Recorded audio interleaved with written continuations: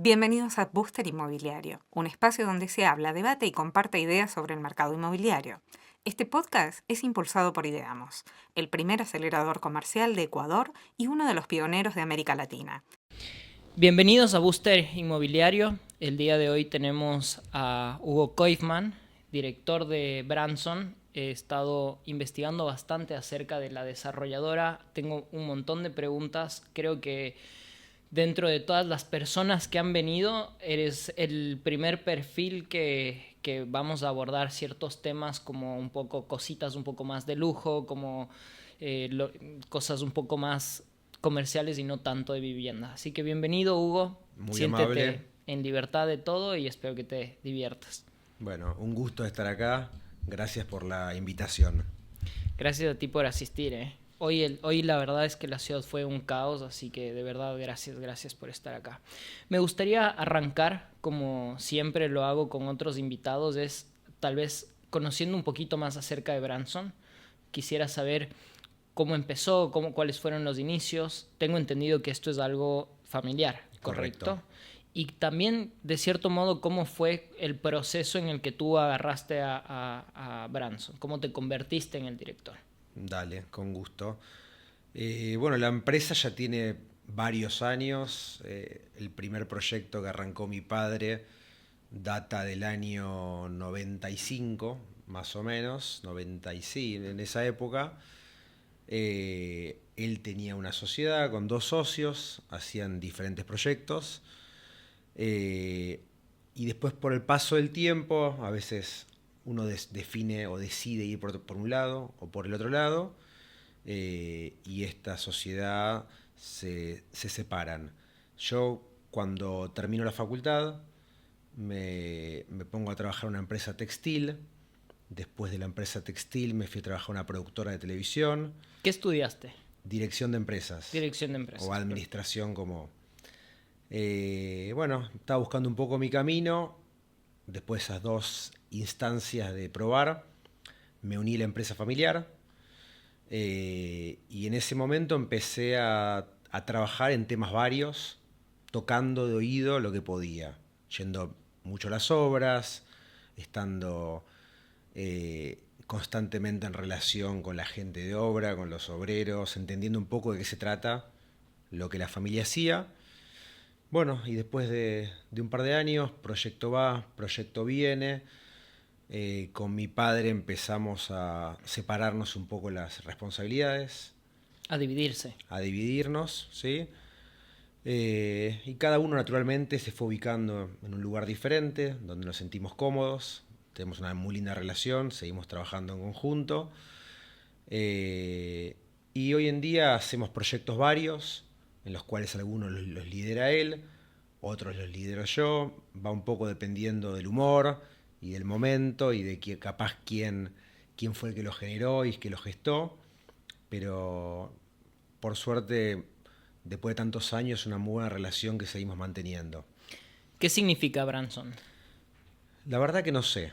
Branson es un nombre que un día en una mesa salió. No tiene una explicación formal. Fue un nombre que nos gustó, buscando un naming para la compañía. Queríamos que sea un nombre que sea más internacional que local. Surgió, nos gustó y bueno, ya Bien. lo tomamos como propio. Cuando tú entraste a Branson, ¿ya era una desarrolladora grande o ya era reconocida en el mercado? Sí, en ese momento no era Branson, tenía el nombre anterior, que se llamaba CAS. Bien. Se hacían muchos proyectos en la zona de Palermo, donde está la Embajada de Estados Unidos. Hace 20 años o un poquito más esa zona no es lo que es hoy. Tuvo un desarrollo muy grande y bueno, casi todos los proyectos fueron en esa zona al principio. Y después, cuando entré yo, al tiempito se decidió hacer esta decisión de separarse con los socios que tenía originalmente mi padre. Sí. Y a partir de ahí surge qué nombre le ponemos y surge Branson. Branson. O sea, se puede decir que tú estuviste dentro de, o sea, fuiste el fundador de lo que hoy en día es Branson. Correcto, sí. Perfecto. Ustedes actualmente, bueno, hablabas un poquito acerca de cosas, de un nombre con proyección internacional y eso. Quisiera saber en qué países han estado ustedes involucrados en proyectos. Y nosotros principalmente hemos hecho cosas en la Argentina, en la ciudad de Buenos Aires, pero a veces uno es un poco inquieto y quiere probar nuevos horizontes. Hicimos un proyecto en Montevideo, que es un hotel con viviendas. Después participamos no tan activamente en un proyecto de una torre en Asunción.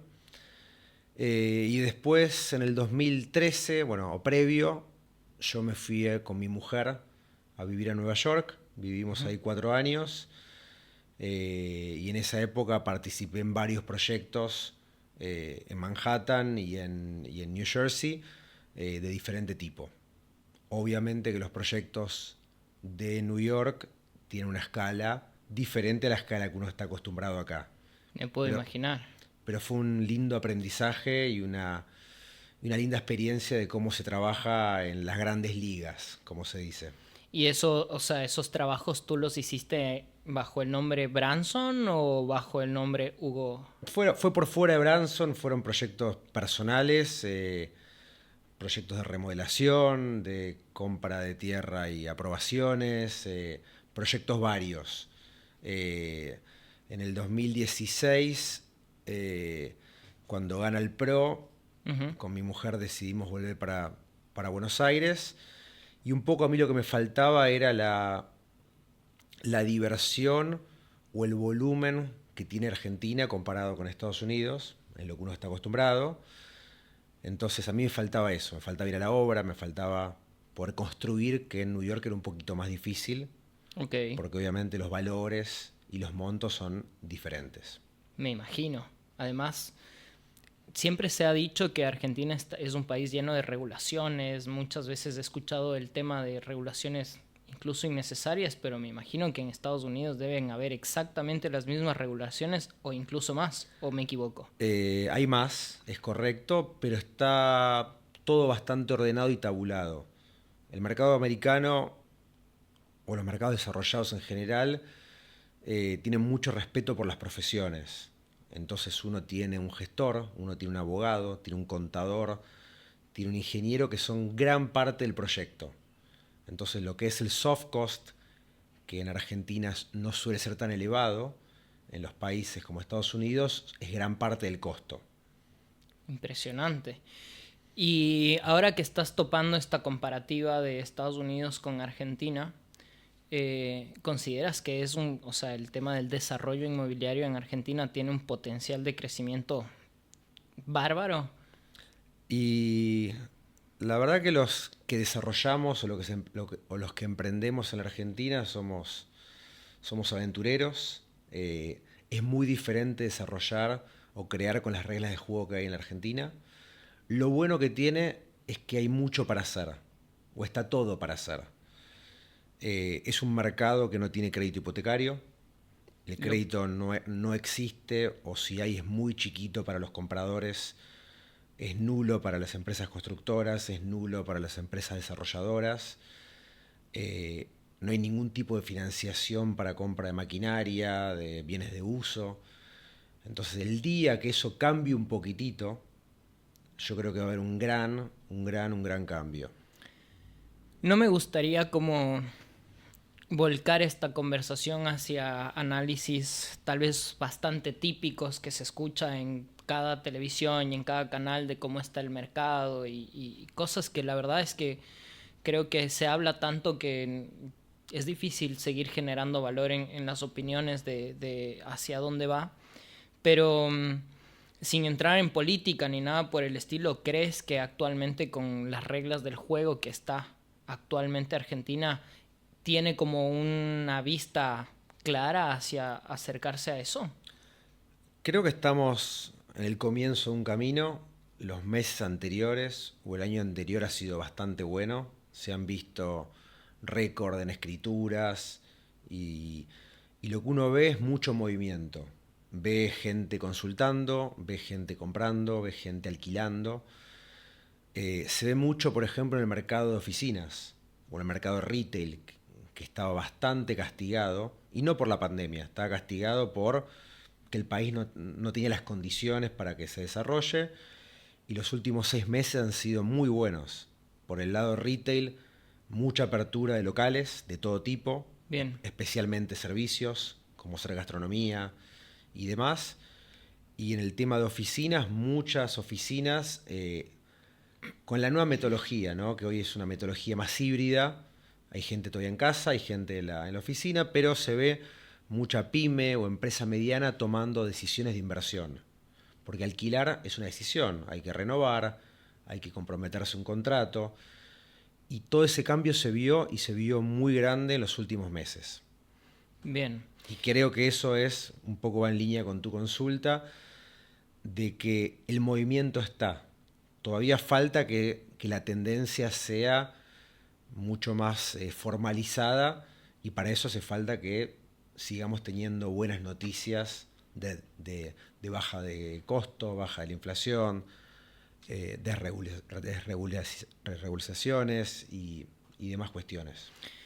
Yo en alguna ocasión cuando estaba en la universidad, yo estudié en la UADE, acá. En la universidad escuché muchas veces un comentario que me quedó resonando bastante, que era: Argentina es bastante cíclico. O sea, en ocasiones tiene 5 o 10 años muy buenos y por ahí los 5 años o 10 años posteriores no son tan buenos. Me imagino que eso debe ser bastante difícil para poder proyectar un negocio a gran escala, más para un desarrollador. Pero sin desviarnos tanto de lo que me estabas comentando, ¿crees que el mercado del desarrollo de oficinas comerciales, enfocado más para eso versus enfocado hacia lo de vivienda, sea algo que está creciendo a la par de la vivienda, o es algo que crece pero no tan rápido? No, la vivienda crece, estimo que más rápido. Hay una necesidad diferente a la de vivir o tener un lugar donde poder criar a una familia y desarrollarse, que una oficina laboral. Por eso Sí. un poco la pandemia mostró esa cuestión. Pero Argentina supo ser hace muchos años el epicentro, si se quiere, corporativo de Sudamérica, donde grandes compañías tenían sus headquarters en Buenos Aires, Ujú. capaz era Miami, Buenos Aires. Eso mermó un poquito y ahora de a poco está volviendo a pasar, de vuelta con los cambios, que las empresas se achican, toman menos metros, pero siguen tomando metros. Y después también hay una industria o un rubro que apareció, y apareció muy fuerte, que es el rubro de la logística, que antes capaz uno no lo tenía tanto en el radar. ¿Te refieres, por ejemplo, a la construcción de galpones y eso? Construcción de galpones, sí, si se quiere, para lo que es compra online o lo que es logística en general, pero también está apareciendo un montón de logística en los diferentes centros urbanos, que antes no había, que se llaman los centros de media milla, si no me equivoco. Sí, el servicio de última milla. De última milla, correcto. Todo ese desarrollo que están teniendo las ciudades, Buenos Aires y muchas otras ciudades del país también lo está teniendo, y hace que se dinamice mucho la economía y el desarrollo del lugar. Bien. En cuanto a la comercialización per se de propiedades, ¿qué es lo principal que miran las empresas o una persona cuando va a comprar una oficina? Evidentemente me imagino que la ubicación, pero por ejemplo me comentaban que si hay algún factor común en las personas que están comprando viviendas, es, por ejemplo, quiero que este edificio tenga amenities y que mínimamente debe tener esto y esto. Yo la verdad es que tengo muy poco conocimiento de la comercialización de lugares comerciales, de oficinas comerciales, pero ¿qué debe tener mínimamente un proyecto para que sea Ok. bastante atractivo? Las oficinas, al igual que la residencial, tienen diferentes niveles de calidad, de como uno está acostumbrado a hablar de un edificio con amenities en residencial, también existen, y nosotros tenemos un edificio con amenities de oficinas. El gran cambio que hubo en los últimos años es que esta necesidad de disfrutar, la necesidad de tener un lifestyle, la necesidad de poder no solamente estar en un escritorio trabajando, sino que tener una buena vista, tener un buen aire acondicionado, tener un buen ascensor, tener un gimnasio, una sala de reuniones, un auditorio, son cosas que las empresas valoran mucho. Y gran parte de los inquilinos que tenemos nosotros hoy en día son empresas que quieren convencer, entre comillas, o quieren invitar a que sus empleados vuelvan a la oficina. Porque una cosa es decir, tienen que volver, y la gente va a volver más tarde, más temprano. Pero lo importante es que vuelvan y que vuelvan contentas. Entonces, para que vuelvan contentas y estén cómodas en su lugar de trabajo, el lugar de trabajo tiene que ofrecerle este tipo de servicios. Nosotros, el edificio que hemos hecho, Lex Tower, es un edificio que tiene certificación LEED Oro. Es un edificio que está muy bien conectado, tiene subte en la puerta, tiene colectivos, tiene estacionamiento. Esto está en microcentro de... Esto está en macrocentro, en Corrientes, entre Uruguay y Paraná. Quiero hacerte una consulta. Tengo entendido que una certificación LEED está enfocado hacia la sustentabilidad. ¿Eso es correcto? Correcto. ¿Qué quiere decir una certificación LEED Gold, por ejemplo? La certificación LEED la emite un ente americano que básicamente uno presenta el proyecto y se hace un puntaje. De acuerdo a las diferentes cuestiones que uno puede ofrecer, ese puntaje va a subir. Primero que uno tiene que poder certificar. Y una vez que certifica, después hay diferentes niveles de certificación. La calidad de las ventanas, del vidrio, la calidad del aire acondicionado, las medidas de las oficinas, todo lo que es la tecnología en el edificio, el uso del agua, temas de seguridad, temas de ubicación. Son cosas básicas que hoy en día uno tiene que darle a un cliente. Lo que tiene la certificación LEED es que es un sello. Y hay muchas compañías, especialmente europeas, que si no tienen el sello, no pueden alquilar, no pueden estar. Porque es obligatorio para ellos estar en un lugar que tenga estas cualidades. Para entender, Branson construye y alquila las oficinas, alquila o vende, o también tienen casos en los que ustedes alquilan oficinas de terceros o venden casas o departamentos. No, nosotros somos una empresa desarrolladora. Bien. Nosotros no somos constructoras, sino lo que hacemos es la compra de la tierra, el armado del negocio, la contratación de profesionales, arquitectos, ingenieros, asesores y demás, la contratación de los gremios para llevar a cabo el edificio. Y una vez que está avanzado empezamos a comercializar, lo hacemos nosotros y también lo hacen inmobiliarias con las cuales trabajamos hace muchos años. Nosotros solamente comercializamos, ofrecemos los productos nuestros, bien, no de terceros. Perfecto. Simplemente sabemos vender lo que hacemos nosotros. Otra cosa, por ahora no sabemos vender. Qué gran respuesta, Hugo, qué gran respuesta. Eso es la primera vez que escucho una respuesta así, efectivamente. ¿Cómo es la dinámica con las inmobiliarias en el caso de vender algo comercial? Me imagino que tema comisiones debe ser algo similar, pero reformulo la pregunta. En el caso de la venta, no del alquiler, ¿cuánto tiempo más o menos se demoran en vender una oficina? Y el mercado corporativo es más de renta que de venta, es más de alquiler. Por lo cual no tengo la respuesta para la venta. También las inmobiliarias son otro tipo de inmobiliarias. En lo que es corporativo uno trabaja, en el caso nuestro, trabajamos con JLL y Cushman & Wakefield. Ellos lo que tienen son empresas internacionales que tienen sucursales en diferentes países del mundo, y lo que suele pasar es que tienen búsquedas de empresas, y la empresa cuando hace la búsqueda, se contacta con la empresa, con la matriz, será Estados Unidos o Europa, y los derivan con Cushman & Wakefield o JLL local, y son quienes hacen la búsqueda. Bien. Y el formato búsqueda es un formato mucho más, si se quiere, formal, en el sentido que las inmobiliarias presentan al interesado las opciones, se hace una comparativa, son relaciones contractuales más largas, son relaciones que mínimo son 5 años, 10 años. Entiendo. Y después también los inquilinos, cuando entran a la oficina, es como borrón y cuenta nueva. No es como una vivienda que lo que haya. Claro, acá a la oficina traen su estudio de arquitectura, traen su gente y la hacen de nuevo.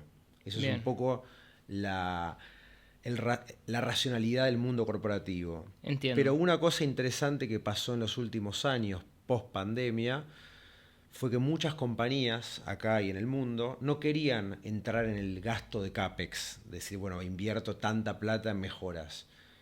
Y fueron a buscar oficinas terminadas. Como un cowork. No un cowork, sino empresas que se achicaron. Bien. Y dejaron directamente los escritorios, dejaron todo porque tampoco tenía sentido para ellos llevárselo. Te Empresas entiendo. grandes que terminan y se van. Ujú. Así que bueno, el tiempo de alquileres últimamente está siendo bastante rápido, de vuelta porque hay mucho movimiento. En nuestro edificio tenemos diferentes tipos de clientes. Tenemos clientes, por estar en la zona de tribunales, tenemos mucho profesional de la zona, sea estudio de abogados, estudio contable, estudio escribanos. Y después también lo que está pasando es que tenemos muchas empresas de tecnología que están viniendo, más que nada por la ubicación. Es una ubicación que es cómoda para los empleados y para los colaboradores de la empresa. Históricamente, quien elegía la oficina era un gerente o era el responsable de real estate. Bien. Que tal vez le quedaba cómoda a él. Lo que ha pasado de vuelta en el cambio de tendencia es que quien elige la oficina hoy hace un análisis más formal de dónde vive la gente que trabaja conmigo, cuánto tiempo va a tardar hasta llegar a la oficina, y teniendo en cuenta que la ciudad de Buenos Aires, por más que tiene un sistema de transporte coherente, no es fantástico. Totalmente. Entonces se piensa más en el empleado que antes. Se me viene a la mente de que sí, evidentemente las empresas están buscando una especie de googleización en cuanto al trato de sus clientes, de sus clientes internos, que serían sus empleados, que es lo que dices, al final de las cuentas los que terminan definiendo en dónde son las oficinas son los mismos empleados. Uno escucha que muchas empresas americanas están obligando a la gente a volver a la oficina. Hubo mucho despido en los últimos tiempos y demás. Pero creo que de vuelta, quien hace a la empresa es la gente que trabaja con uno. Definitivamente. Y la mayoría de las empresas, sin importar el tamaño, grandes y chicas, lo han entendido, y es por eso que están eligiendo este tipo de oficinas como la nuestra o como cualquier otra, que da este tipo de servicios para que la gente esté cómoda y pueda pensar que uno casi pasa más tiempo en la oficina que en su casa. Entonces, que ese tiempo sea lo más saludable y cómodo posible. Su segundo hogar. Así es. O primero, tal vez. Probablemente. En muchos casos. Exactamente. Sabes que cuando la gente piensa en tener su dinero de manera segura, compra una propiedad, en un departamento, una casa, pero según lo que me estás comentando, y siempre lo tuve en mente, como comprar unas oficinas siempre es bastante rentable. Me imagino que, por ejemplo, si yo tengo $300,000 que los puedo invertir, por ahí si quiero tener, no sé, una rentabilidad mucho más alta incluso que comprar un departamento y ponerlo en Airbnb, estaría bueno comprar una oficina y alquilarlo a empresas exteriores. Sí, cuando arrancamos tú mismo lo dijiste que la Argentina es cíclica. Sí. Y yo creo que siempre es bueno tener un portafolio dentro de todo diversificado. Y dentro de esa diversificación uno puede, si tiene la posibilidad de tener algo de residencial, algo de corporativo, viene bien. Hay momentos que es mejor tener residencial, hay momentos que es mejor tener algo corporativo. Ujú. Y también depende mucho de cada uno. En el residencial uno tiene que ocuparse un poquito más, porque la persona vive y puede tener algún tipo de situación, de problema. Si es un Airbnb hay que abrir, cerrar la puerta, limpiar. En una oficina uno tiende a alquilar, una oficina, un local o una nave logística, alquila y en teoría se olvida. Total. Porque quien tiene la administración del inmueble es la oficina, porque tiene tal vez a una persona de mantenimiento, porque tiene empleados, porque tiene limpieza. Entonces tiene esa cuestión positiva. Los años post pandemia, la cuestión residencial pegó un salto muy grande, especialmente lo que es casas o departamentos con grandes balcones o casas en Nordelta, en Pinamar, en diferentes lugares. Ese fue como el... Sí, la gente está yéndose a lugares con más contacto de la Claro, naturaleza. fue como el activo de moda en su momento. Y bueno, y esos activos van mutando, depende del momento. ¿Ustedes hacen proyectos activamente fuera de Buenos Aires también? No, No. poco. Bien. Tenemos un proyecto en Bariloche ya hace muchos años, pero es un proyecto que tiene un volumen grande y estamos siempre al momento buscando cuál es el mejor momento para lanzarlo. Porque son cosas que no se repiten y queremos cuidar el... ¿De qué es el proyecto? Es un proyecto residencial que tiene un componente hotelero. Bien, Turístico, y Bariloche ha crecido muchísimo en los últimos años. Y bueno, y todavía estamos esperando el momento ideal para decir, bueno, ponemos primera y arrancamos. Qué lindo. ¿Tú pudieras considerar en términos de pequeña, mediano o grande, cuál es el tamaño de Branson actualmente? Y yo te diría que es un tamaño mediano. Bien. Creo que en la Argentina no es una economía tan desarrollada en lo que es real estate. Debe haber 3 compañías cotizando en bolsa, alguna con ON, por lo cual esos serían los jugadores grandes. Y después De ahí para creo que abajo, hay un mediano y montón que pequeño. estamos en el medio, capaz un poquito más arriba, un poquito más abajo. Y también depende del momento. Hay momentos que uno está haciendo más cosas, momentos que hace menos cosas. Depende un poco de las posibilidades, Ujú. depende del humor, depende de Te varias entiendo. cosas. Vi que tienen proyectos corporativos en marcha, ¿eso es correcto? Proyectos corporativos, no. Lo que tenemos es Lex Tower, que se terminó, ¿Hace cuánto se terminó eso? y hace ya un par de años. Bien. Y ahora estamos más que nada, lo que tenemos son varios proyectos residenciales, Ujú. bien clásico de departamentos en zonas, lo que uno llama de A, Bien. Palermo, Belgrano, Núñez. correcto. Departamentos variados, de tamaños 2, 3, 4 ambientes, algunos más grandes, uno más chico. Proyectos como se ven, digo, siempre con algún diferencial en amenities, en calidad de construcción, tratando de hacer lo mejor posible las cosas. Ya que tú comentaste de que no hay mucho este factor crédito dentro de las operaciones de Argentina, que esto es un dato que lo comparto siempre, Argentina no llega ni siquiera a un 11% del PIB de su economía impulsado por crédito, lo cual es muy bajo. Países pequeños como Ecuador sobrepasan el 60%, en donde todas las operaciones pasan por el tema bancario en necesito que me prestes dinero y los intereses no son muy altos, la rentabilidad que buscan los desarrolladores, constructores y los negocios per se tampoco son tan elevados, o sea, no se mantienen en 20-30%, que sería algo, ya 30% es algo muy bueno, pero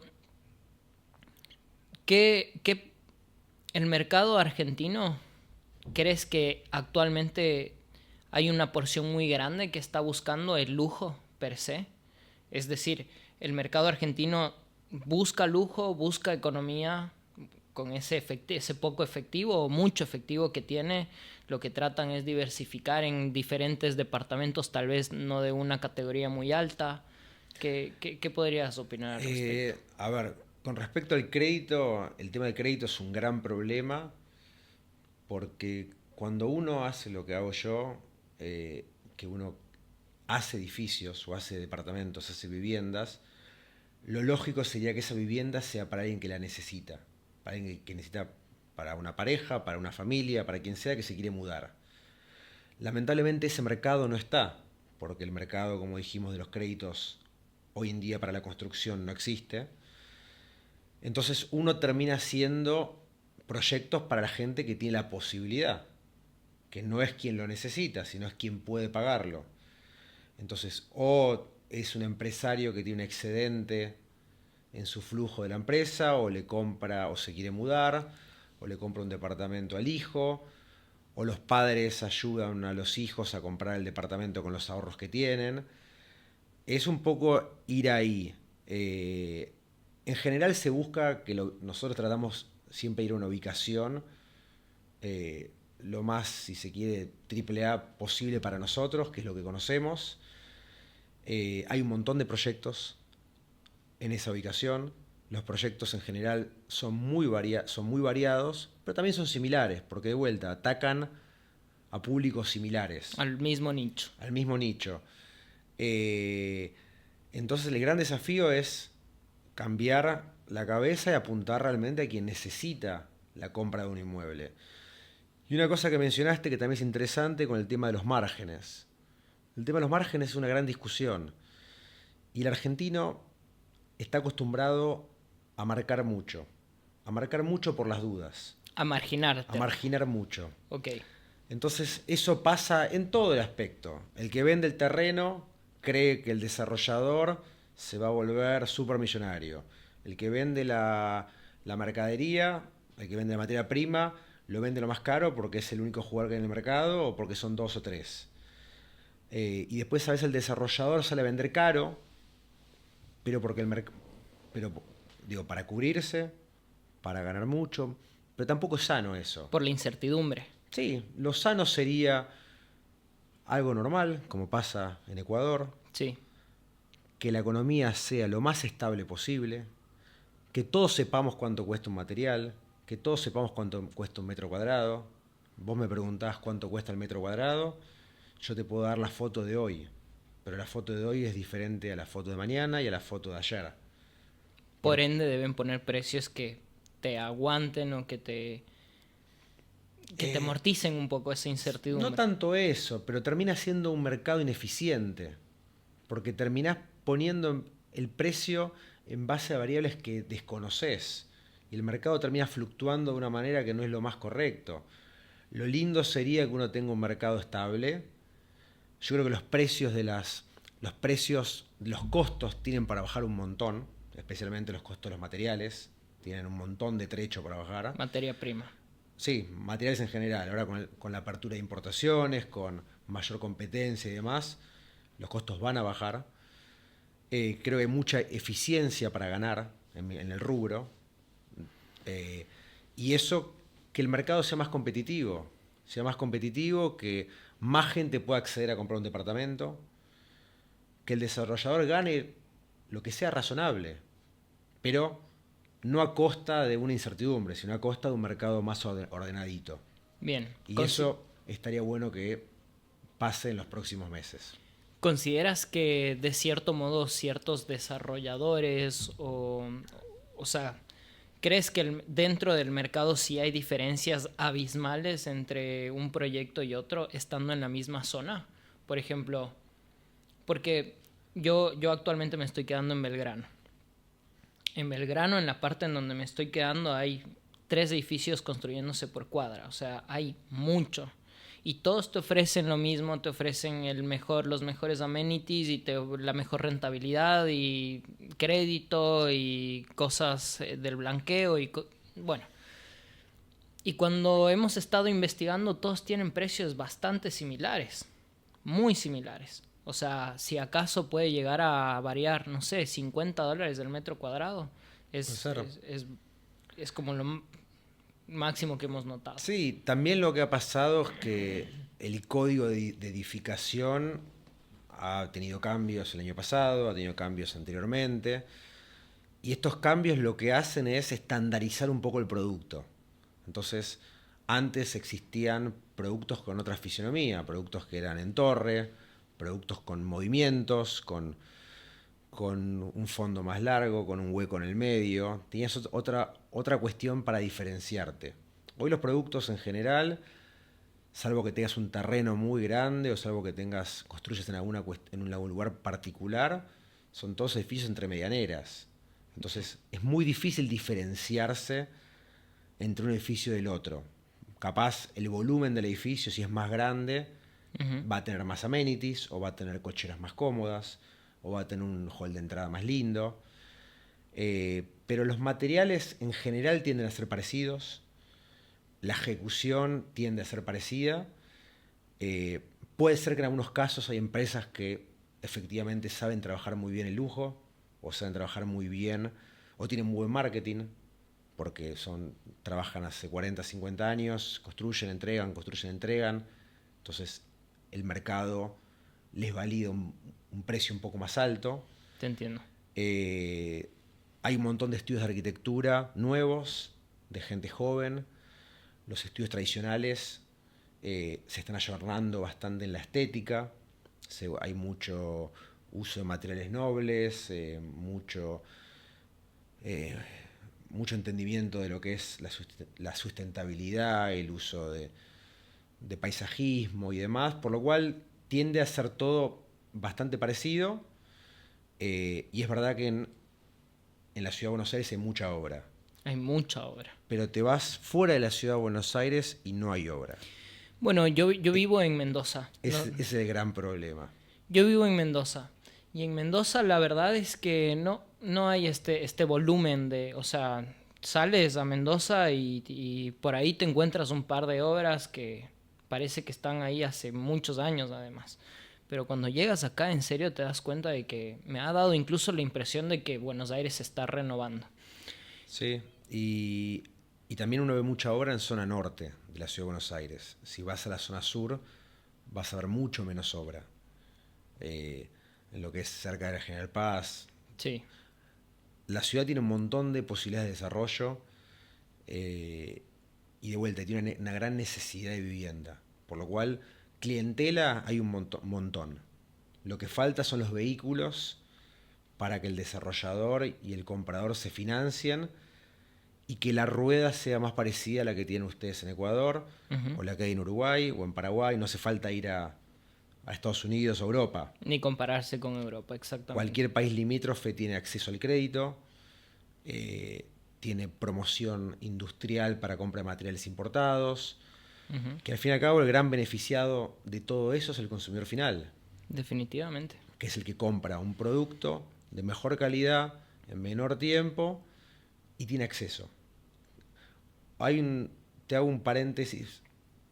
Hubo una gran controversia con el tema de los créditos UVA. No sé si lo has escuchado. Sí, los he escuchado y tengo conocimiento, pero si te gustaría... Y una cosa interesante que a mí, de conversarla con alguna persona que otra que tomó un crédito UVA, cuando lo han tomado mucha gente no se sentía tan cómoda con el crédito por la composición, por la forma de ajuste. Pero ¿qué respondía? Decía, es la única posibilidad que yo tengo para acceder a una casa propia. Entonces, del otro lado hay un montón de clientela y un montón de gente con ganas de comprar. Y gente dispuesta a tomar riesgos, gente a invertir, gente a pedir ayuda de un familiar. Sí. En el momento que se estructura un poquito la cuestión crediticia, el tipo de cambio está parejito, la inflación está más o menos ordenada, es un empujoncito más para que haya un despegue mucho más importante y más grande de lo que hay. Esto es cuestión de tiempo, en base a lo que estoy entendiendo. Es esperar un ratito a que esto siga tal vez por el mismo camino y listo. No hay que hacer gran cosa, no hay que meter mano, simplemente dejar un poco que la macro vaya acomodando y obviamente que impacte en lo micro. Que el mundo financiero, sea los bancos, sean los propulsores de línea de crédito para toda la línea. Porque hay, por ejemplo, en el mundo corporativo, uno tiene bienes de uso. Un bien de uso puede ser un grupo electrógeno, por ejemplo. en un momento hubo créditos para ese tipo de activos. Entonces, hoy, con el día que es, tener grupo electrógeno es importante. Totalmente. Entonces, bueno, son un montón de pequeñas herramientas que se pueden ir sumando para que la cosa siga prosperando. Quiero hacer como un cambio de tema un paréntesis nada más. Porque ahorita mientras estábamos hablando y me contabas de tu experiencia en Nueva York, yo sé que Buenos Aires por ahí es difícil compararlo con Nueva York, pero ¿cuánto puede llegar a costar un metro cuadrado en Manhattan en Estados Unidos? Y hay, a ver, un metro cuadrado bueno en Manhattan, normal, vale $10.000 el metro. Bien. Y de ahí para arriba. ¿Y acá lo más caro será 4, 5? No, hubo un momento que hubo... No, hay departamentos que tienen metros cuadrados más costosos. Pueden estar en 6, en 7. Hace un par de años hubo unos proyectos que se han vendido cerquita de los 10 también. Wow. Cosa muy puntual. En Puerto Madero, me imagino, o en diversos Sí, barrios. proyectos muy puntuales, pero creo que acá sí el común denominador hoy en día en Buenos Aires son los $3.000 y pico, $4.000, que es el número que se está manejando el mercado en general. Bien, razonable para ser una capital. Es el número, sí. Hoy la gente pregunta cuánto vale, $3.500 el metro. Es como el número estándar, que históricamente es caro, porque antes valía mucho más barato, pero de vuelta, comparativamente con Uruguay no es tan caro, o comparativamente con países más o menos desarrollados tampoco es tan caro. Y no muy lejanos, con Chile, con Santiago y Chile me imagino que tampoco es tan caro y cosas por el estilo. Cuéntame, ¿qué canales suelen tener a la hora de la comercialización de proyectos más AAA, como lo comentabas? Y a ver, lo que es AAA, uno trata de tener una muy linda documentación de tipo brochure, imágenes, render, videos, y después lo que es las relaciones personales. Poder juntarse con los clientes y venderles un poco la experiencia que está comprando este tipo de producto que uno está vendiendo. Uh-huh. En lo que es bien arriba. Si es un poquito más abajo, ya es una comercialización un poco más tradicional. Hoy en día la manera de llegar son las redes sociales, es el gran vehículo de llegar a la clientela. Eso está funcionando muy bien. Sí. Todo tipo de redes sociales y acciones que van por ese camino. Pero de vuelta, cuando es algo muy, muy exclusivo, ya va por otro canal. Relaciones públicas, invitar Claro. a gente puntual, sí, lo entiendo. Pero igual el mercado argentino, que es volviendo a lo inicial, al no tener crédito, siempre un factor de relaciones o preventa o friends and family, todo lo que sea el fondeo inicial, es importante y es la base del proyecto. Te entiendo. Que de vuelta en otro país uno se financia con un banco, se financia con una entidad financiera y la venta sucede después y no sucede antes como uno hace. Con la preventa con la preventa que me comentas. ¿Cuál sería tu experiencia con, si pudiéramos poner versus? Esta también es una pregunta que lo hago a todos porque en serio me gustaría, es difícil poder generalizar en Argentina porque a pesar de que tenemos desarrolladores que dentro de todo hacen sus proyectos en las mismas zonas, uno de los últimos podcasts que grabamos acá nos decían las redes sociales no sirven para la venta directamente. Para hacer marcas sí, pero para la venta no. Por ahí otros nos decían, la verdad es que yo amo trabajar con las inmobiliarias. Por ahí otros me decían, la verdad es que lo único que me sirve son portales inmobiliarios. En base a tu experiencia y en base a tu criterio, independientemente de lo que la gente opine o no, ¿cuál sería, como si lo quieres establecer en medio de porcentajes, o la efectividad que pueda tener un portal inmobiliario, una inmobiliaria, redes sociales, esto tampoco te pregunté, ¿cómo comercializan ustedes sus proyectos? Nosotros comercializamos de manera directa. Bien, con equipos propios. Y después también trabajamos con un montón de inmobiliarias que ofrecen nuestros proyectos y que son gran parte de la canalización de la venta. A ver, lo que hacemos nosotros y lo que hacen en general las inmobiliarias, yo creo que es una sumatoria de muchos esfuerzos. No hay ninguna cosa que de por sí sea suficiente. Entonces uno tiene que salir con la carpeta bajo el brazo, a juntarse con clientes, con inversores, tiene que hacer pauta en redes sociales, tiene que pautar en los portales inmobiliarios, tiene que participar de podcast, tiene que ir a eventos de real estate. Cualquier acción que uno haga es parte de la venta. Yo no considero que hay que hacer una sola, sino hay que hacer un poquito de todas, porque también son momentos. El año pasado las redes sociales empezaron a andar muy bien. Y por ejemplo, yo te puedo decir hoy que tengo mucha atracción de alquileres de oficinas por redes sociales. Y el año pasado no. Es sorprendente, o sea, yo la verdad es que no me hubiese puesto a pensar en alquileres de oficinas por redes sociales. Yo tampoco. Entonces es una sumatoria de esfuerzos que uno hace y las inmobiliarias también que hacen un gran trabajo.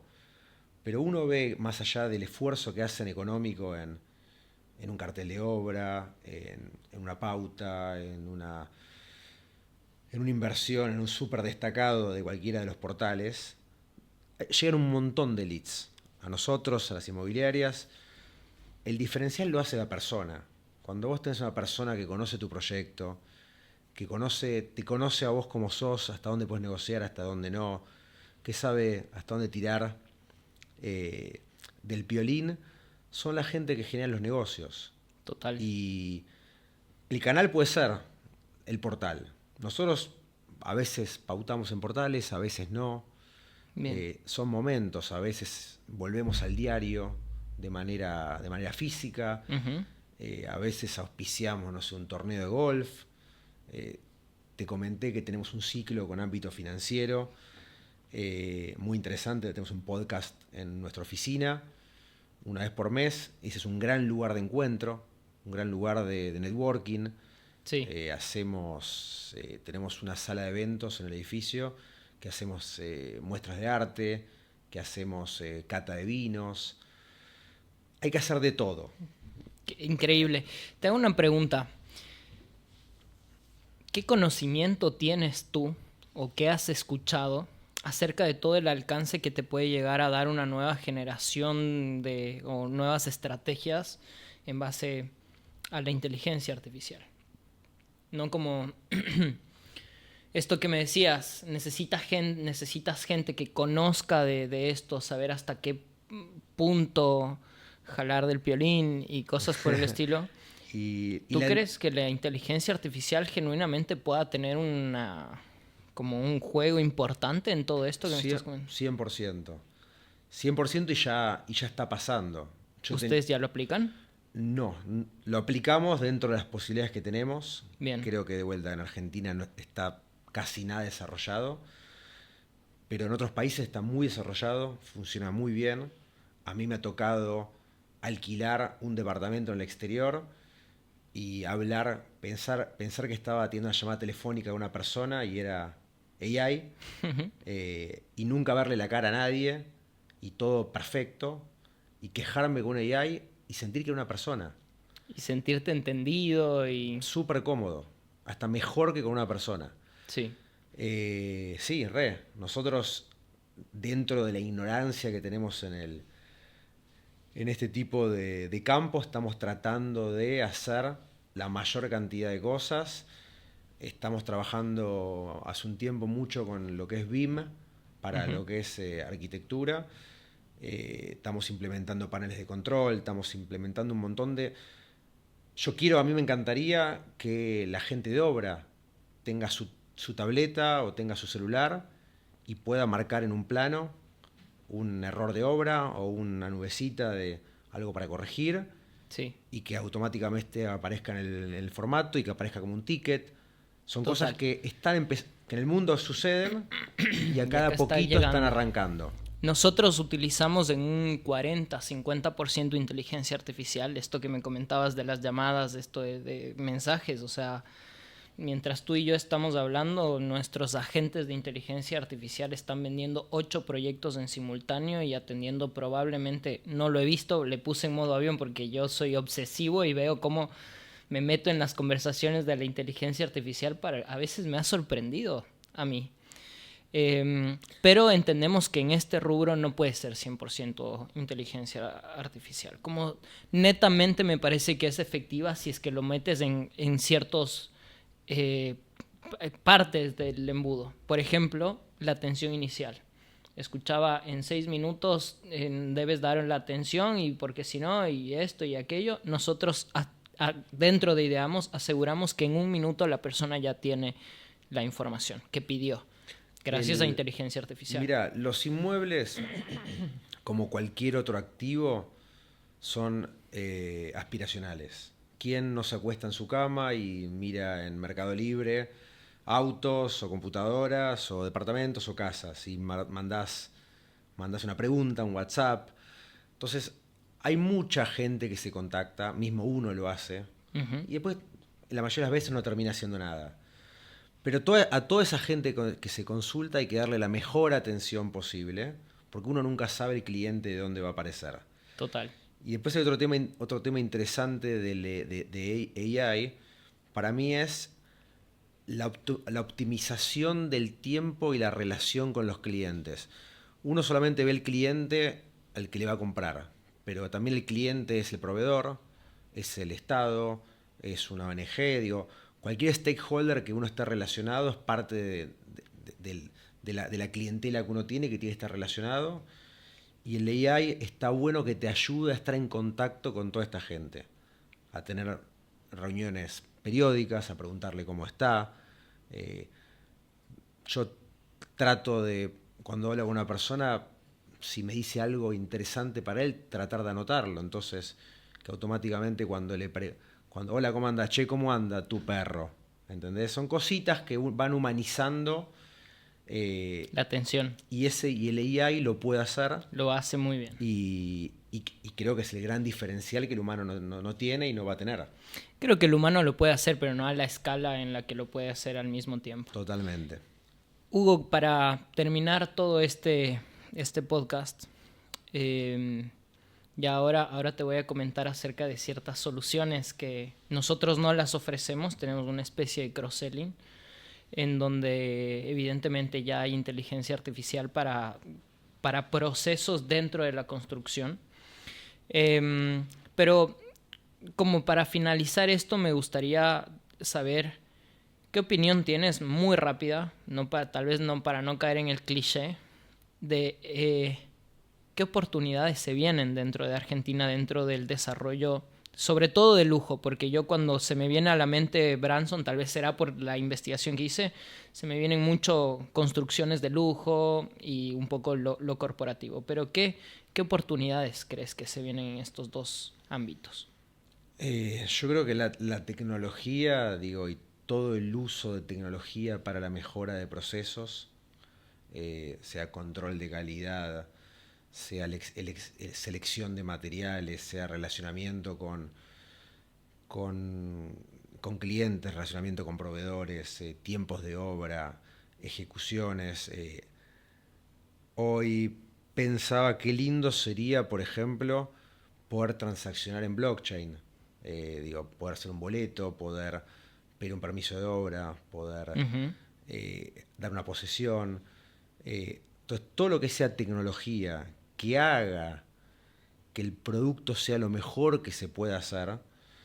Por ejemplo, incorporación de materiales. Históricamente Argentina, la mano de obra comparativamente con el costo de los materiales era más económico, a diferencia de Estados Unidos, donde la mano de obra es más cara que los materiales.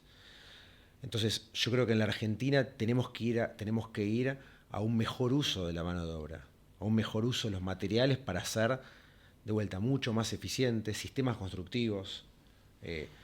Hay un montón de sistemas constructivos nuevos que no se aplican acá.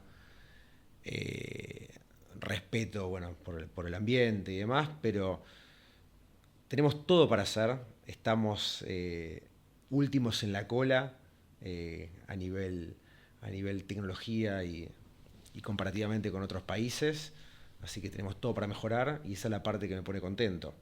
Que Definitivamente a mí estamos también. abajo, pero tenemos posibilidad de ir para arriba. También podemos ir para abajo de vuelta, pero bueno, Sí, la apuntamos oportunidad hay. a estar mejor. Hugo, muchísimas gracias. La verdad es que me divertí y dentro de un par de días ya vamos a tener el podcast arriba. Bueno, un gusto, ¿eh? Mil gracias por tu tiempo. Gracias a ti, Hugo.